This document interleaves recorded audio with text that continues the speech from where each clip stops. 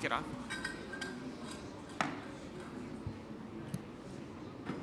Hello, welcome everyone. Thank you so much for being here.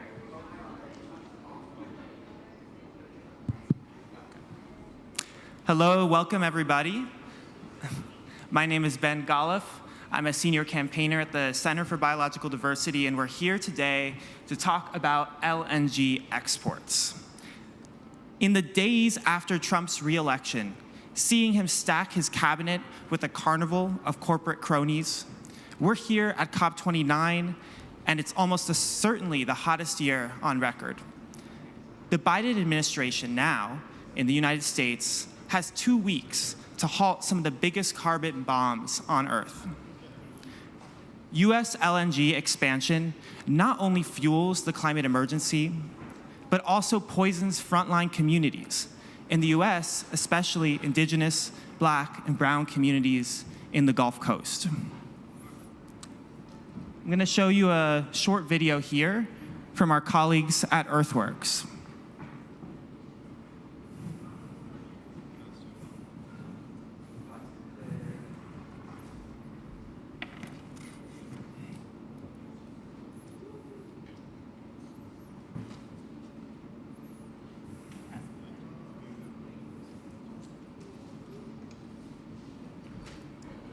So what we're seeing here is uncontrolled hydrocarbon plumes. I'm going to come to it.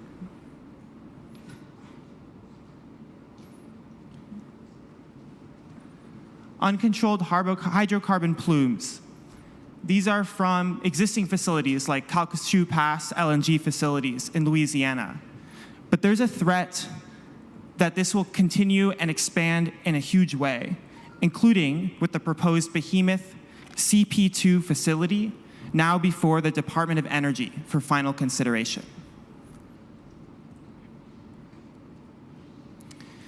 We know that the US LNG expansion boom is neither needed nor wanted across the rest of the world and the United States. And we're joined here today by a distinguished panel of leaders and advocates to discuss. So first off, thank you, Senator. I'm going to pass the microphone to U.S. Senator Ed Markey from Massachusetts, and we're using these mics. Great. Well, thank you. And hello, everyone. I'm Senator Ed Markey from Massachusetts, member of the United States Senate, where I am the chairman of the Climate Subcommittee of the United States Senate. So I'm very proud to be here with you, and thank you for your great interest in this very important issue. The dangers of unfettered, uncontrolled, unnecessary American surge of natural gas exports.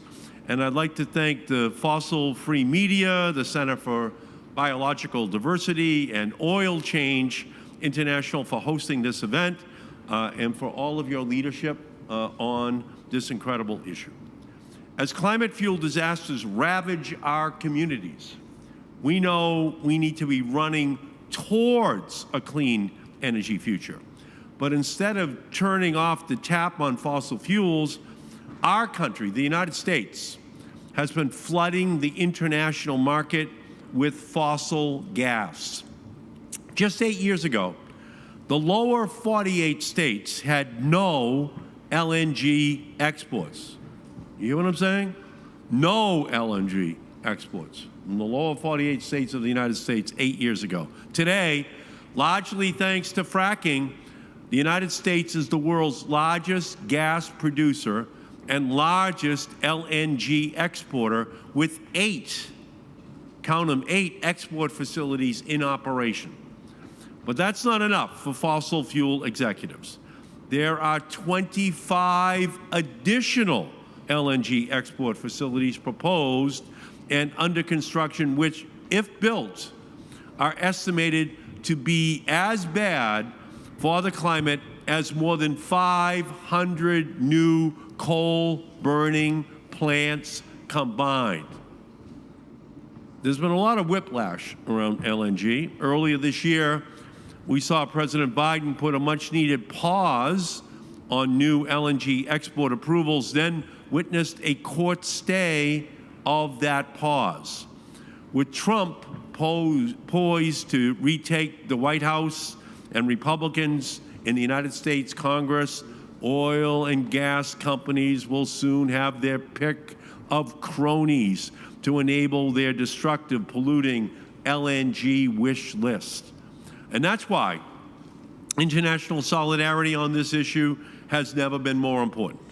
While the fossil fuel industry claims American LNG exports are necessary for the energy security of our international allies in Europe and Asia, the reality is that European gas demand is not only being met, it is declining, set to fall by 50% by 2030.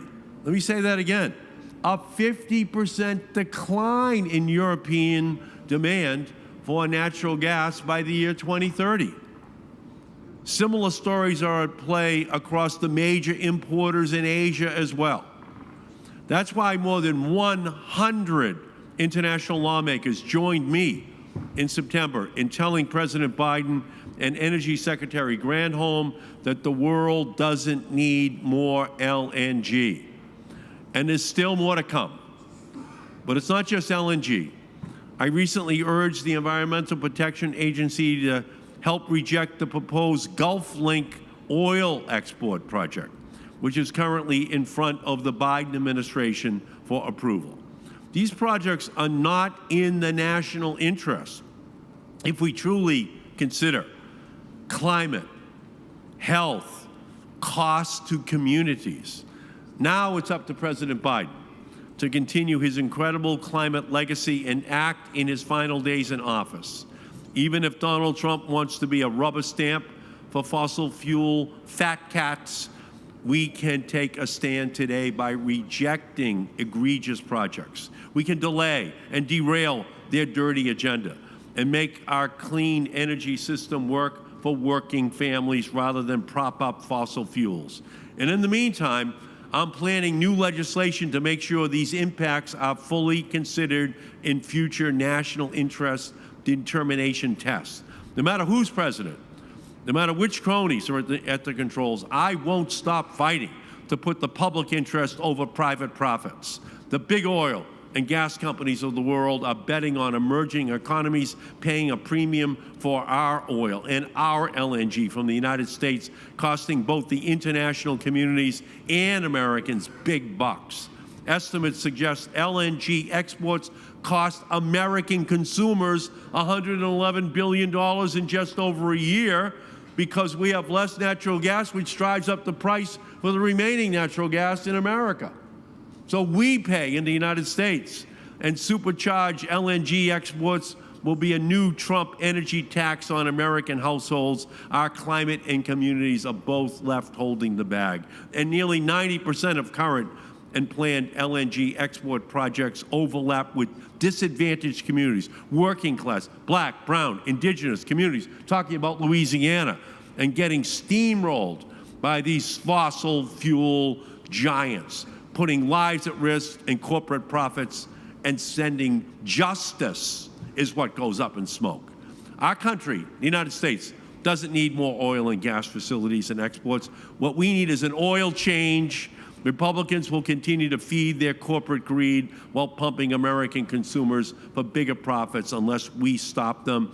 So I'm not new to this fight. My Ban Fossil Fuel Exports Act, first introduced in 2018, would shut off the spigot once and for all. I led the fight in the United States Senate on lifting the ban on exporting oil and natural gas. I led that fight.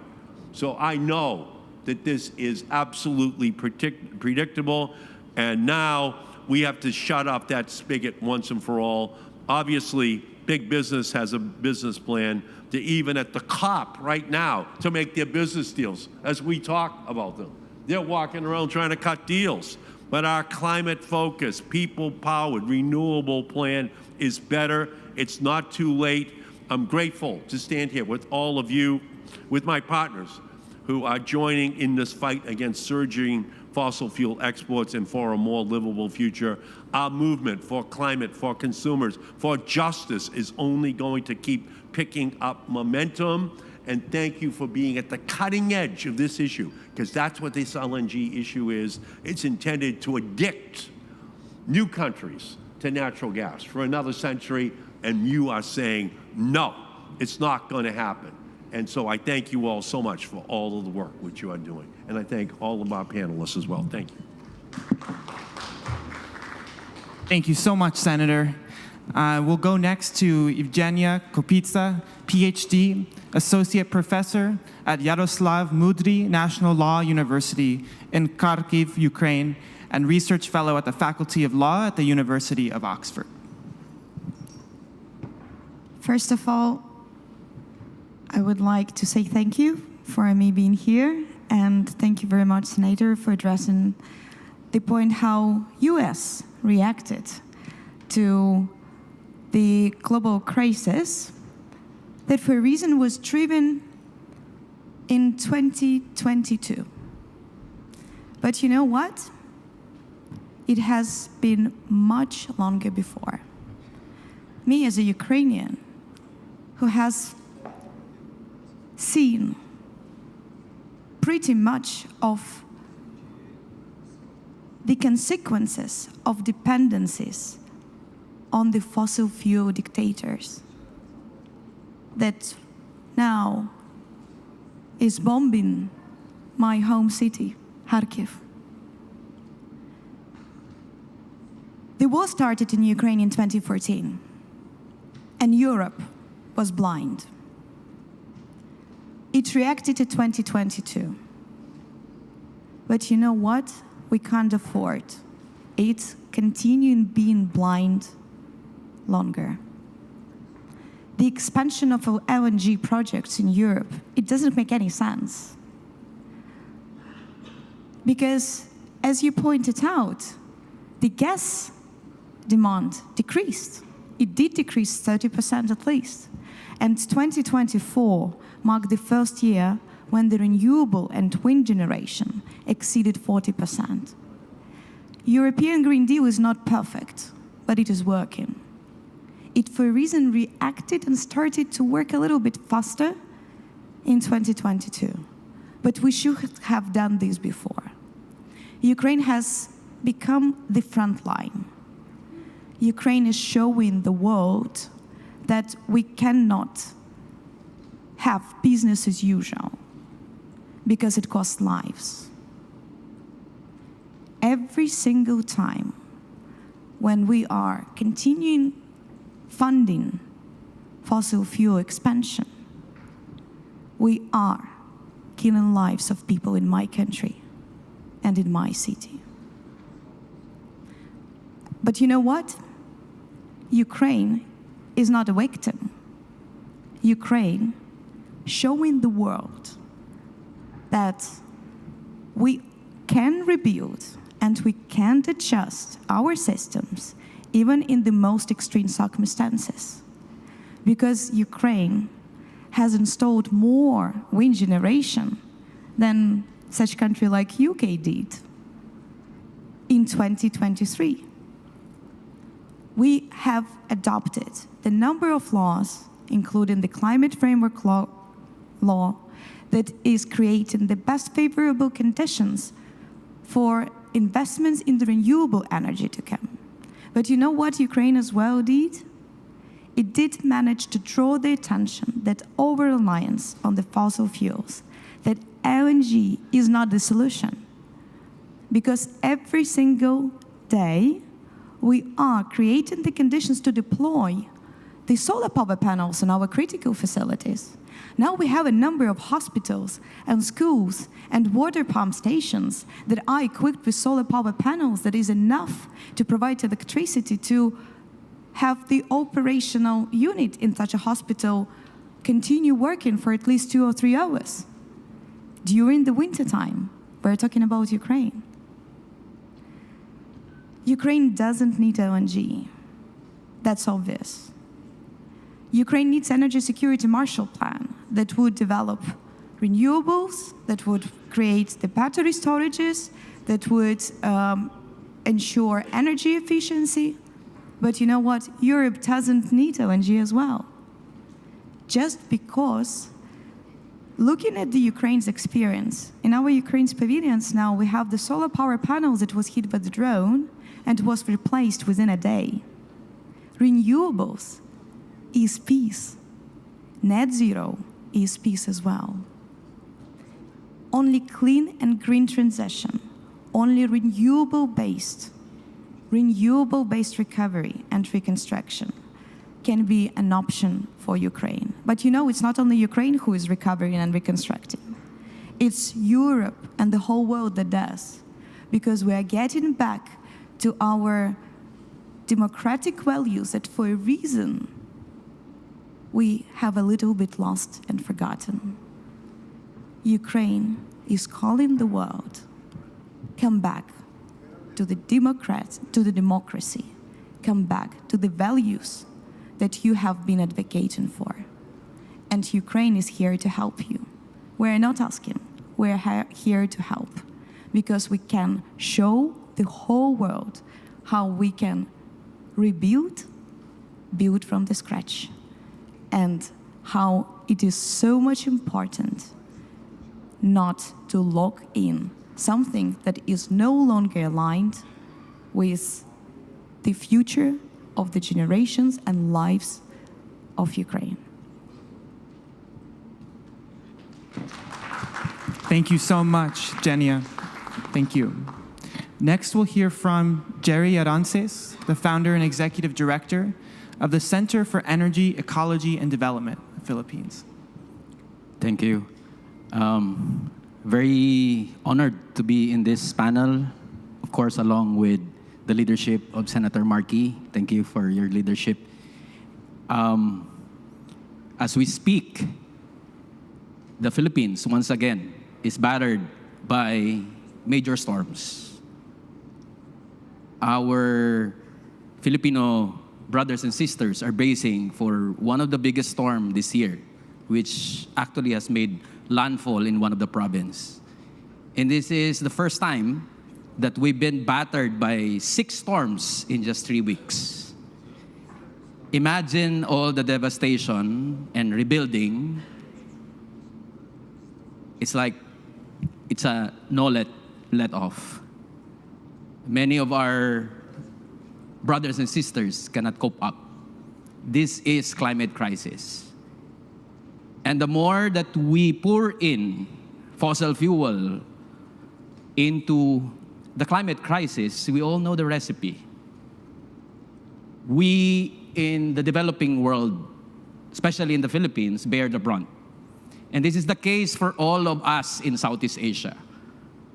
We just came from a very debilitating summer heat wave.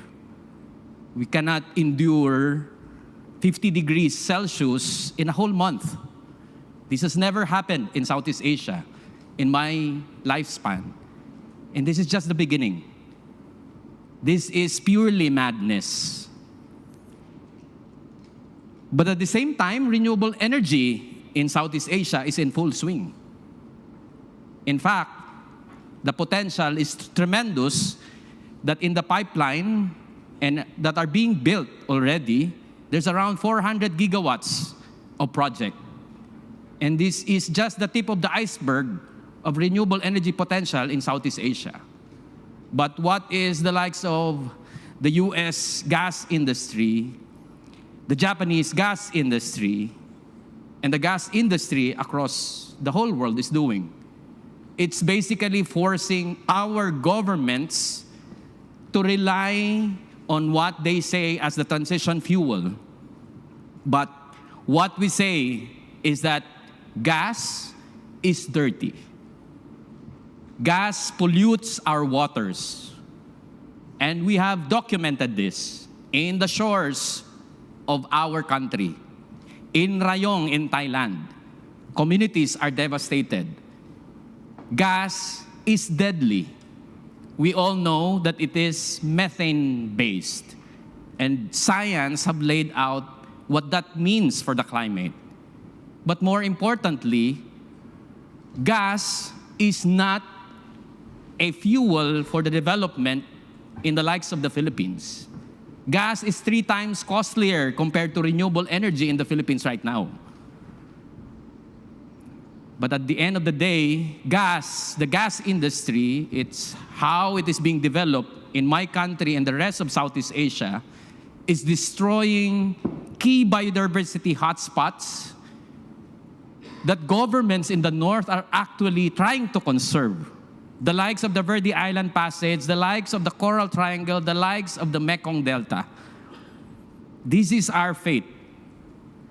4 years ago, we fought the 9th largest coal expansionist in the world, which is our country, the Philippines. And we defeated it. Most of us in Southeast Asia defeated one of the biggest coal expansion in the world. And we will defeat gas in the coming years. It is being defeated in the Philippines. We will persevere. Thank you, Jerry. We will. And now we'll hear from Ali Rosenbluth, the U.S. campaign manager at Oil Change International. Hi, everyone. Thank you so much for having us all here today. In 2015, under President Obama, the United States lifted a decades-long ban on exporting crude oil. Since then, in the oil-rich Permian Basin of Texas and New Mexico, the world's largest climate bomb, this policy change has unleashed unprecedented expansion of oil and gas and petrochemical development. In the past decade, the U.S. quickly became the world's leading oil and gas producer and the top exporter of liquefied natural gas. The Permian output in 2014 was around 1 million barrels per day, and in 2024, we are now seeing 6.5 million barrels per day, with expansion to continue, if not stopped. And communities along the Gulf Coast bear a triple burden from this build-out. Not only the health impacts of these industrial facilities being built in places where pollution is already extreme, but also these same communities are on the front lines of the climate crisis, like what Jerry was saying in the Philippines right now, experiencing hurricanes that are worsening every year. And the industry also has a long track record of ignoring safety in these places, and now communities are at an ever-increasing risk of industrial disasters, including fires, explosions, toxic releases, and water contamination. Many of our partners advocate for strong methane regulations that would force the fossil fuel industry to take common sense actions to address runaway emissions like we saw in this video. However, they consistently find that on the ground, the system is entirely broken. With optical gas imaging cameras like we saw here and now satellites, we find that operators are unable to contain methane and toxic pollution.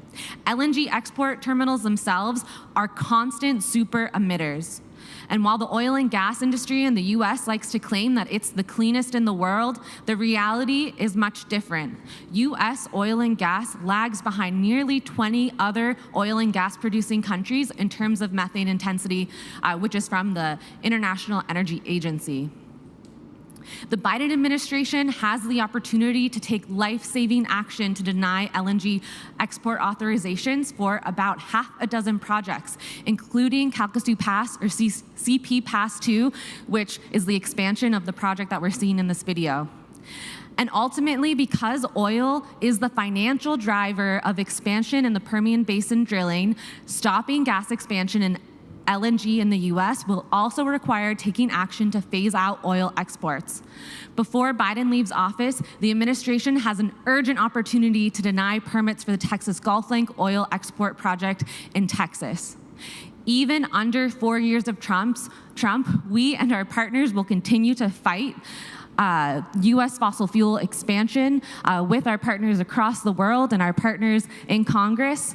And I know personally, on the first day of the first Trump administration, when his top energy advisor said their number one priority was permitting a LNG export terminal off the coast of Oregon, that we can stop these projects because after years of fighting, my community in Southern Oregon shut down the Jordan Cove LNG terminal even when Trump was in office. So we're here to do it again, and we're here to fight for a just transition.